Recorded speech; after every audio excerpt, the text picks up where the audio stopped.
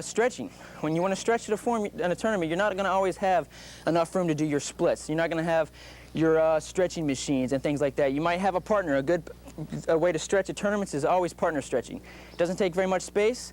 You can put your leg up on a guy's shoulder and stretch you out just from there. But I'm going to show you a couple of stretches to do instead of your average stretches like your straddle and your splits and things like that, because you may not have the room to do that.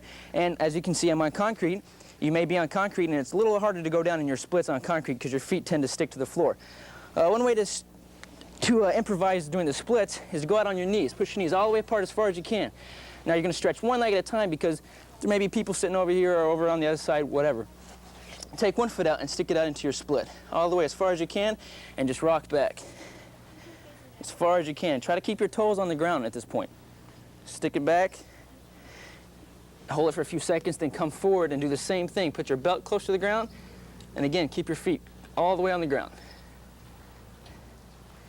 Good.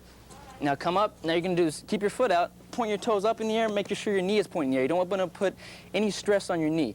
If your knee is down and you're stretching and you feel a little pain or unawkwardness in your knee at all, make sure you point it up in the air, because if you stretch and it causes a little tension on your knee, in the long run you're going to have knee problems, which is something, if you're a martial artist, can cause a bit of cramp on your style. So point your knees in the air, turn your shoulders towards your foot, go all the way over, grab their foot, hold it for about 10 seconds or so, and bring it up. Now all you're going to do is bring that foot in, put the other one out, same thing. Straight out to the side, you're going to walk it back, walk it forward, your belt's close to the ground.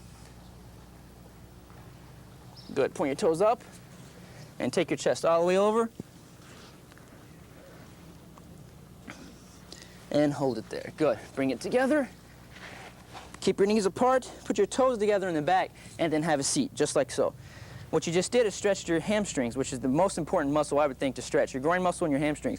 Now we're going to stretch your outer thigh muscles right in your hips. A lot of people stretch your groin muscles for your kicks, but then they don't realize that they're leaning over as far as they can to throw their kick up because they're not flexible up in here in their hips. So you're going to bring your knees all the way apart as far as you can. Take your chest over to your knee and go all the way over your knee.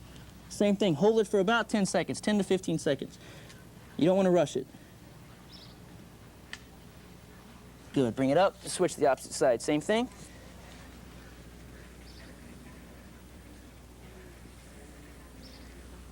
And up. Good. Bring your knees together. Make sure you do everything slow.